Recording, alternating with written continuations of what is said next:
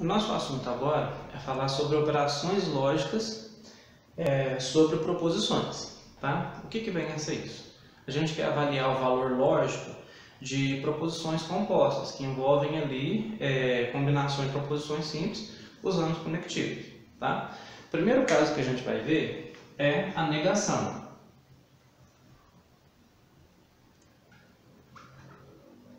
Como que a gente representa a negação de uma proposição simples?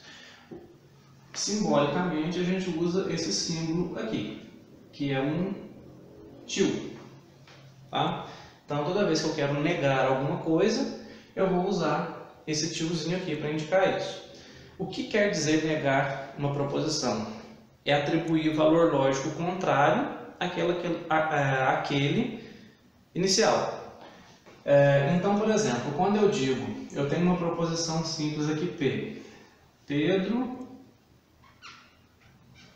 é cantor.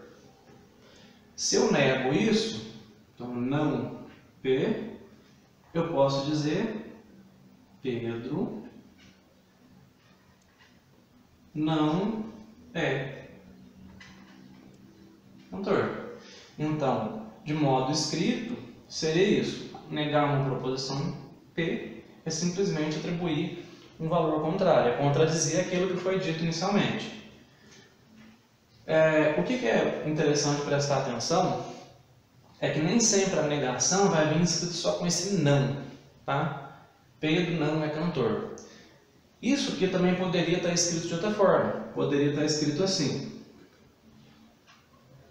não é verdade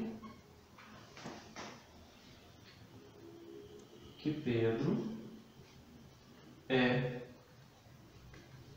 cantor. Poderia estar escrito assim também: é falso que Pedro é cantor. Então vejam bem, todas as três aqui querem dizer a mesma coisa, só que está escrito de um modo um pouquinho diferente.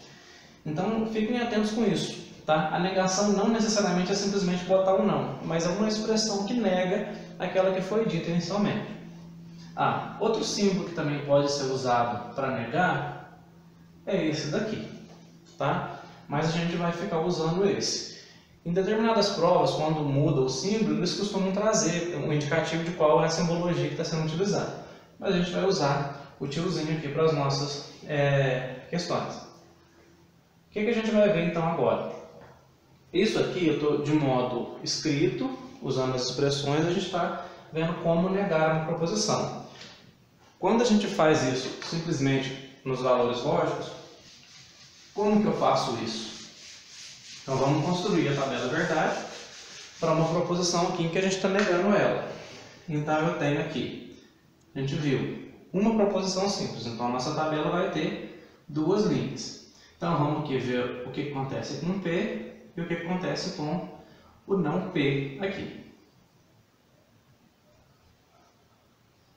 A gente viu o quê? Que esse P ele pode ter duas possibilidades de resposta como valor lógico. Ele pode ser verdadeiro ou falso. Então, se eu nego isso daqui, o que a gente vai ter? A negação da verdade é a falsidade. A negação da falsidade é a verdade. Então, basicamente, o que a negação faz em uma proposição é mudar o seu valor lógico. Tá? O que é verdade passa a ser falso, o que é falso passa a ser verdade. O próximo conectivo que a gente vai ver é o da conjunção. A próxima operação, aliás, é a conjunção, em que a gente fez o uso do e.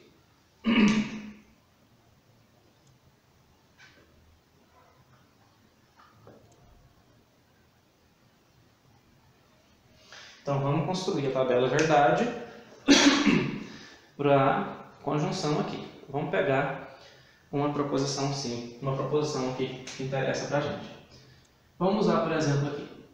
P. A neve é fria. Vamos pegar aqui. Q. o fogo é quente.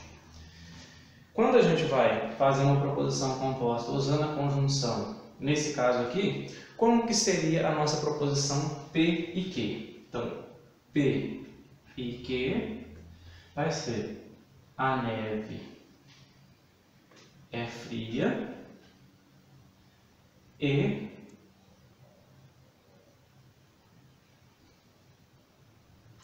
o fogo é quente. Simbolicamente, a gente tem aqui então P e Q. O que eu quero avaliar agora? Em que casos a tabela verdade para conjunção é verdadeira ou falsa? O que eu quero destacar? Os exemplos que eu vou usar para mostrar como construir essas tabelas verdade são casos em que a gente tem situações palpáveis no nosso dia a dia, mas não necessariamente precisa ter sentido, precisa ter relação de causa e consequência disso com isso. Tá? A gente está interessado simplesmente no valor lógico das proposições, a gente faz as operações sobre os valores lógicos, ok? Então vamos ver o seguinte, vamos construir a tabela para isso daqui. Eu tenho então duas proposições simples, P, Q. O que eu quero avaliar como resposta? P e Q. Temos duas proposições simples, a nossa tabela então vai ter 4 linhas.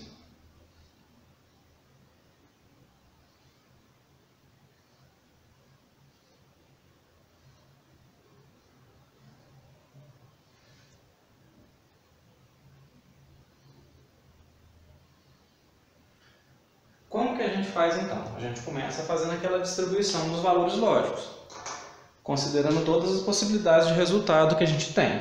Então vamos pensar o seguinte,